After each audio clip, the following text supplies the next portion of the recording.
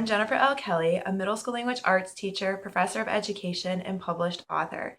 Today's vlog is about a writing strategy you can use in your classroom from the Write Tools system, and the strategy is for summarizing. So basically, it's easier for me to just show you and explain at the same time. So what I have here is a graphic organizer that is double-sided and that I've folded so it kind of creates a pamphlet.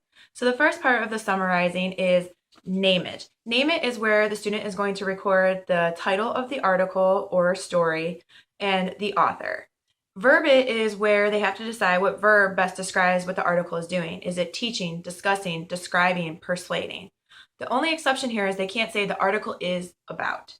That is not colorful language, and we want them to be using accurate verbs when they're deciding what an article is trying to get a reader to do or what it's trying to provide for the reader.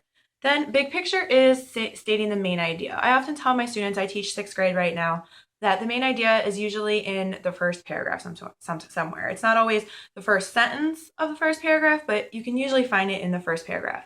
Eventually, this is going to create a 3-part topic sentence for your students in their summary. The next step is to do something that Write Tools calls jot dots. I've kind of modified this in my classroom because I don't necessarily like the way it's set up, and I have a high English language learner population, and so it can be difficult for them. But jot dots is where you can make it more specific and put beginning, middle, middle, middle, end. So they have to come up with phrases that are 5 words or less that relate to each part, beginning, middle, and end of the article that you read.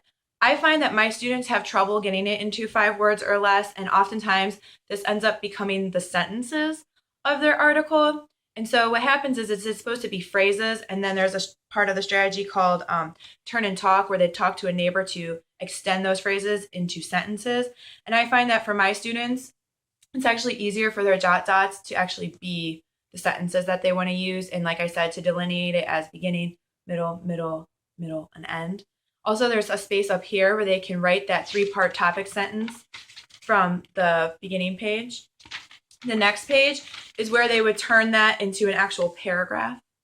So this would be their paragraph, and oftentimes my students, I don't know, large handwriting or a lot to say, they run out of room, and there is a little bit of space on the back here. And then in the back, there's also some reminders about what a summary should be and do. So a summary should be shorter than the original text, contain significant paraphrasing, lots of mini lessons on using your own words and why it's important to not plagiarize, including big ideas in sequential order.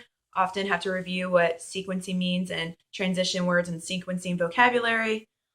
Eliminate most supporting details. Sometimes students get caught up on things that aren't important. There may be interesting parts of the article, but not important parts. So you want to emphasize importance over interesting. Excluding personal opinions. Summaries don't have personal opinions. We're going to save our opinions for argumentative, persuasive, and opinion writing.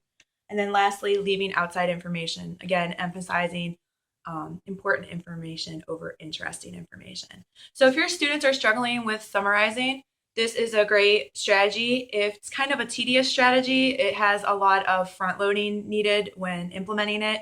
But I think that if your students are struggling, you can implement this graphic organizer or maybe a variation of this graphic organizer in order to help your students with summarizing. Again, this is a strategy from the Write Tools writing system, and I hope that you find it helpful. In the meanwhile, happy reading and happy writing.